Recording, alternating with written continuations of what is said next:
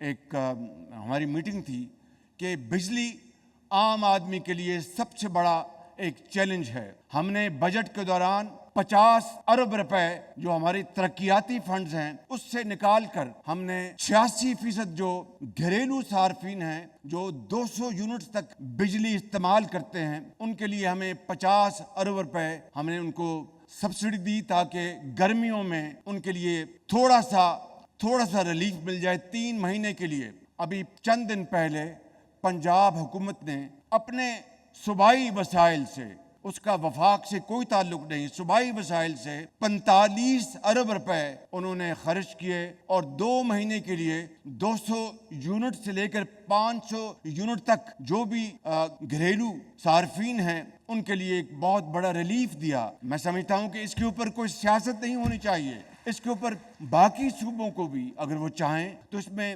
حصہ ڈالیں کہ آج قوم کو یکجہتی کی ضرورت ہے، آج قوم کو تقسیم کی ضرورت نہیں. تقسیم نے پاکستان کو بہت نقصان پہنچایا. آج ہمیں یکجہتی، اتفاق، اتحاد اس کی ضرورت ہے. اور میں آج آپ کو یہ کہنا چاہتا ہوں کہ آئندہ آنے والے مستقبل کو تو صرف اللہ تعالیٰ جانتا ہے. ہمیں صدق کے دل کے ساتھ، نیک نیتی کے ساتھ مل کر اگر ہم پاکستان کی حالت تبدیل کرنے کا فیصلہ کر لیں تو یقین کریں کہ پھر وہ وقت بہت قریب آ سکتا ہے جس سے کہ پاکستان اقوام عالم میں عزت اور وقار کے ساتھ سر اٹھا کر چل سکتا ہے. میں ختاماً یہ شعر عرض کرنے سے پہلے یہ کہوں گا، اور یہ بات میں اپنی زندگی کا نچوڑ آپ کو بتا رہا ہوں. مجھے 40 سال اس سیاست کے خاردار میدان میں گزر گئے ہیں.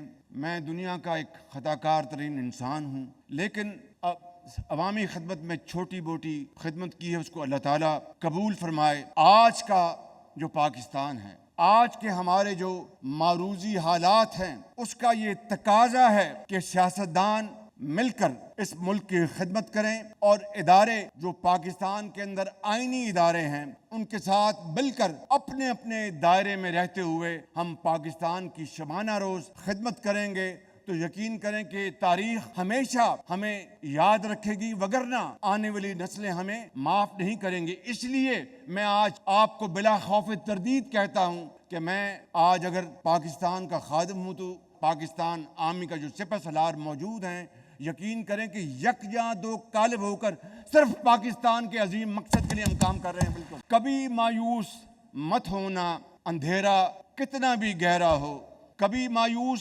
مت ہونا اندھیرا کتنا ہی گہرا ہو، سحر کی راہ میں حائل کبھی بھی ہو نہیں سکتا، سویرا ہو کے رہتا ہے.